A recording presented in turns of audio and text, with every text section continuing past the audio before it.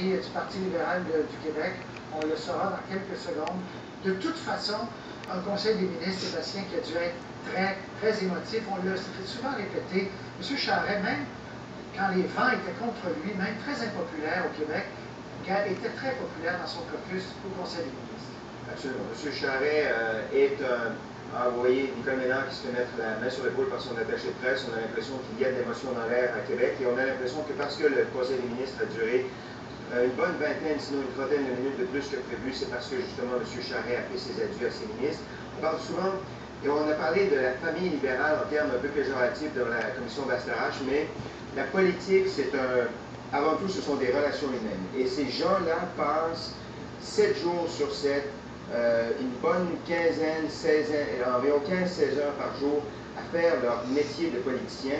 Vous les voyez à l'Assemblée nationale pendant 45 minutes dans la période de questions, à s'envoyer des flèches et à s'envoyer des invectives, mais le travail de député, c'est beaucoup plus que ça. Le travail de ministre, c'est beaucoup plus que ça. Les samedis soirs, ils ne sont pas passés les deux pieds sur le pouf, ils sont dans des soupers spaghettis à serrer des mains ou dans des centres de soins de longue durée à faire la tournée de ces centres-là. Et M. Charest n'a fait que ça dans sa vie. Voilà. Il a commencé à 28 ans, donc il n'a pas connu, lui, une autre vie d'avocat célèbre ou peu importe. Il n'a même pas fait de pause. Je pensais à Jean Chrétien qui a arrêté à un certain moment avant de revenir, Jacques Parizeau, Pauline Marois. Mais M. Charest, c'est ininterrompu. J'ai fait le compte de ses campagnes électorales au leadership, au référendaire, puis ça lui fait une campagne au 28 mois pendant 28 ans. Il y en a 13, je peux dire, tous les 2 ans. aussi.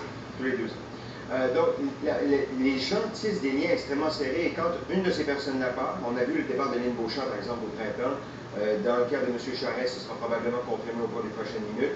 C'est comme si un membre de la famille partait parce que les liens sont tissés très, très serrés, en particulier parce qu'il faut passer à travers les tempêtes, il faut faire preuve de cohérence, de cohésion, de solidarité à l'intérieur de ces caucus-là. Et pour le monde politique, quand un individu comme ça part, c'est souvent une déchirure et c'est très difficile. Pendant qu'on voit M. Duthil, M. Arcan aussi. M. Arcan aussi, M. Duthil. M. Arcan, c'est plus facile. Dans le cas de M. Duthil, en Beau-Sud, il a conservé donc sa circonscription et on le disait très menacé. M. Duthil, ministre de la Sécurité publique, qui est allé à l'avant-scène, qui est allé au front, comme on dit, dans plusieurs dossiers très controversés. Alors les voilà, ils sortent. C'est un moment, la politique, c'est ça, il y a des arrêts, il y a des moments de fin, et c'en est un. C'est un moment de croisement entre deux époques, certainement.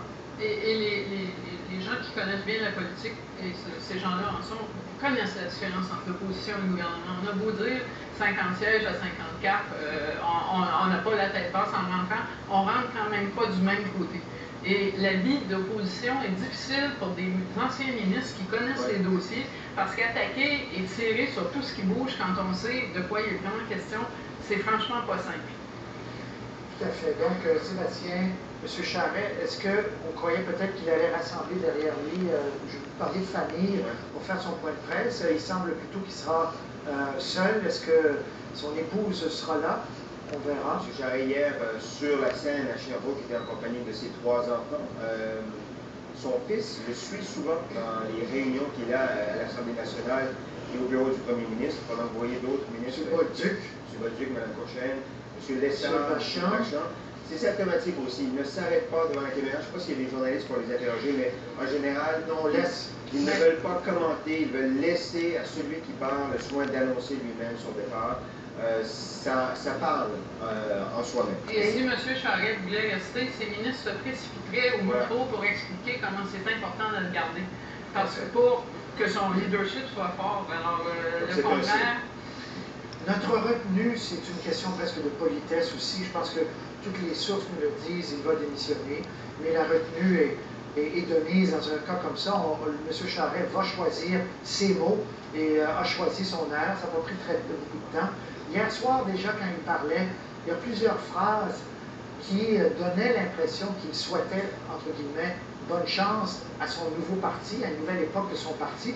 Mais vers la fin, Chantal, on l'a souligné. Il a changé de ton. Et là, c'est comme s'il s'était pris au jeu. Il disait, dans le fond, j'aime ça, puis je suis bon. Il a changé de ton complètement. Ah ouais, et là, mais c'est pas évident, hein? En fin de semaine, encore au coulisses du pouvoir, M. Charest était en entrevue à expliquer qu'il n'envisageait rien d'autre que d'être premier ministre ce matin à la tête d'un gouvernement majoritaire. C'est ma prochaine question à vous deux.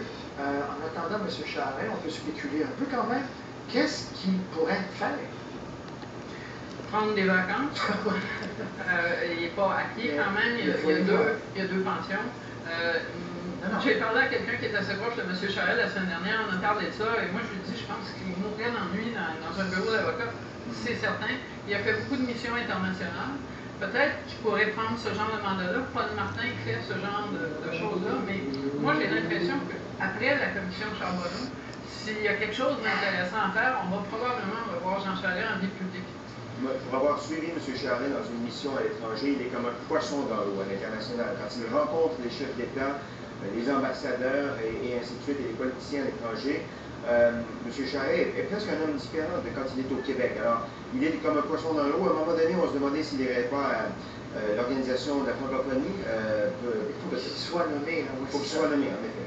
Et pour avoir cette nomination supérieure, il faut que le gouvernement fédéral soit d'accord. Pour des nominations à l'international, des fois, il faut l'aval du gouvernement fédéral. Et on sait, et c'est un facteur qui n'est pas anodin dans tout ça, on sait que les relations entre M. Harper et M. Charest ne sont pas très bonnes et ont été très mauvaises. Est-ce qu'ils se sont améliorées? Mais au point de mettre un veto sur une nomination, je ne dis pas qu'il n'enverrait ou que l'autre accepterait d'être ambassadeur à Paris, mais dans un poste international, la francophonie par exemple.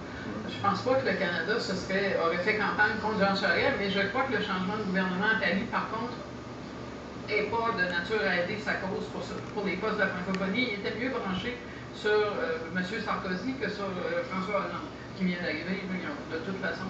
Alors, à ce niveau-là, M. Charest, moi, ne m'a pas semblé préparer son départ et sa prochaine. Et on pensait, on avait la ferme conviction qu'il voulait rester plusieurs années. Mme Blais qui a gagné, elle aussi, contre Sophie Stanquet dans Saint-Henri. Ça, c'était un autre comté que le Parti québécois visait, souhaitait aller chercher sur l'île de Montréal avec Verdun. Il y avait Saint-Henri à côté. Ça n'a pas été le cas. Les libéraux l'ont conservé, comme Trois-Rivières. Julie Boulay, Julie Boulay, qui est très... elle est, elle, en Mauricie, en haut. Elle n'a jamais été en danger. Non, dans une circonscription essentiellement francophone, aussi une des rares ou parmi les quelques circonscriptions francophones que le Parti libéral a conservé hier, Mme Boulay, jamais vraiment engagée dans cette circonscription. Alors, vous voyez la sortie qui doit achever, ils ne sont quand même pas si nombreux que ça. Ils sont quand même pas si nombreux que ça. C'est M. Moreau? Non, c'est M. Paquet, je pense, défait dans Laval des Rapides par Léo Bureau-Blois. Donc, M. Paquet a été défait hier, mais il est toujours ministre délégué aux Finances. Juste. L'exécutif existe toujours. C'est la raison pour laquelle le Conseil des ministres se tient. Il pourrait même y avoir un autre Conseil des ministres la semaine prochaine, tant que le nouveau Conseil des ministres, formé par la nouvelle première ministre élue, Mme Marois, n'est pas formé. Donc, l'exécutif existe toujours. C'est le législatif. Les députés, ceux qui passent les lois, qui n'existent plus au moment où on se parle. Parce que hier, pour les gens qui nous posaient des questions, Mme Marois, elle est protégée comme si elle était première ministre, elle est élue, donc... mais pas assermentée encore. Mais pas assermentée encore. Sauf que c'est les mêmes mesures de sécurité. M. Charest reste le premier ministre. L'exécutif, s'il y a une crise au Québec, les gens qui doivent prendre des décisions pour les 2 prochaines semaines, ce sont les gens autour de Jean Charest qui fait son entrée. Ouais.